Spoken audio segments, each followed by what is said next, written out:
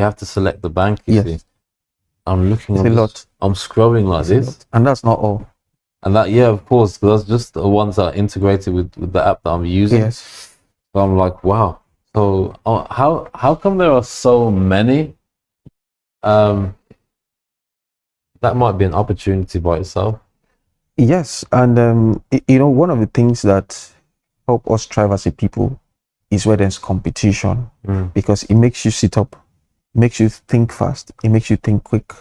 I remember back then when we just had one service provider for phone calls. Back then you have to go and queue, whether the experience is fantastic or not.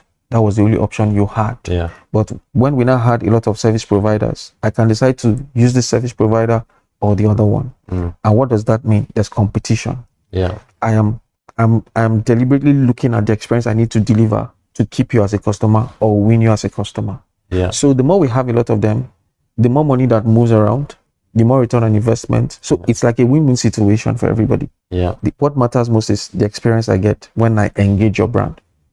Yeah, I think that yeah, when we are met, you know, I've been here just let's say more than a week now.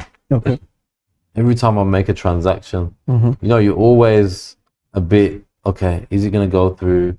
Okay, how long does it take to settle?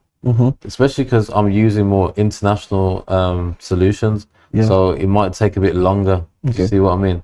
Every transaction, do you see what I mean? It's so important. It's so important. It's like the part, you could say it's the backbone, you know, obviously of not just business, but just society in general. These transactions, like every, you know, multiple times per day. Like, look at what time is it now? It's only like, say, 12. Yes. This morning I've probably made like 4 transactions, 4 or 5 already. And that's just me, like, you know, other people making, you know, double, triple times that, you know what I mean? So you actually offering such a critical service to those. And with those POS, just I wanted to just ask, those POS, so those guys who are on the streets, who are basically like the banking representatives, are those just in Lagos or are they in different states as well? It's all over the country. Oh, really? Yes. Okay. The same way you see it here is the same way it is everywhere. Okay, fantastic. Yes. Yeah. Okay. So, Nnaemeka, I would like to ask about your approach, because your approach to leadership. Okay. The reason is because, you know, obviously we did that the leadership training, but when we were doing it, you know, often you were giving some good examples. You know, I could see that there's a very high standard at InterSwitch Group actually, and also just from you on a personal level, I could see that, you know, it was very clear, literally straight away.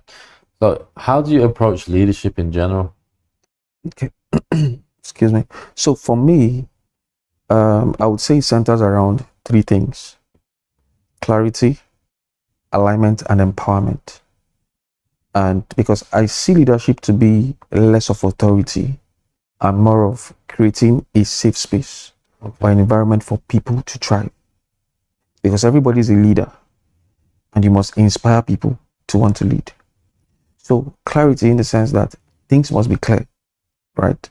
Because when you come to a room and people don't understand the value of what you're trying to preach, and they don't understand what is in it for the customer, it may be difficult to execute. So, but when you come with clarity, everybody buys into the idea because they're inspired to see that this is what is in it for the customer. So when things are clear, it is easy to interpret and absorb. Yeah. Right. Again, alignment is important because you must give people the ability to speak their voice. So I was speaking to someone the other day, one of my colleagues, and I said, when I was going through my project management course, my PMP, there's something we're taught about the Tuckman's model of team management, and there are 5 steps. Yeah. From forming, storming, norming, performing. Yeah. So I was using that to paint a scenario to say that in a team, or when you want to sell a vision to people, right? People will have different ideas. So allow that storming to happen. Let people speak their voice. But at the end of the day, we would always align on something. Just okay, which one is better? Which one should we start with? We can even decide to phase the conversation to say, okay, let's try this one. And then let's see how it goes. And then we can come to phase 2. So when people are aligned, it is easy to lead. When your people in your team understand that I can be open to my leader, I can express my feelings, I can say things from my point of view without any bad feeling or ill feeling, you will discover that people will always align and want to work with you, right? Again, as a leader, my approach is that you need to be data driven, but be human centric. What does that mean? When you come with data, like one of my mentors would say, nobody argues with data. It is very clear. No matter how you feel, this is the data is the data. But even with the data, you must apply empathy when you are leading. So sometimes people can drop the balls, we understand. Yeah. But when you apply that empathy and you try to go down to the root cause of why and the what, you can be able to now provide solutions from an advisory level. You can even inspire and motivate those same people to come up again. So you can be data driven but be human centric. So when you apply these three things, right? Alignment, empowerment, right? And you communicate, I think you have a very fantastic people to lead. So that's my approach to leadership. And it works all the time. I love that. Thank you very much, Nnaemeka. You're welcome. Thank you. Yeah, so last question. So you joined us for CX Winter School, even though here is definitely not winter. So I think you finished that course, say 2 weeks ago, 2-3 weeks? Yes, 2 weeks ago, I think. Did you complete the exam already or not?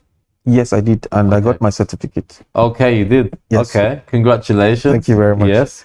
The questions were quite dicey, but I found a way around it. So we're looking similar. I said, okay, I just tried my best. So I scaled through. Thank God. Congratulations. Thank you very much. Good. That's good. So, so how did you find it?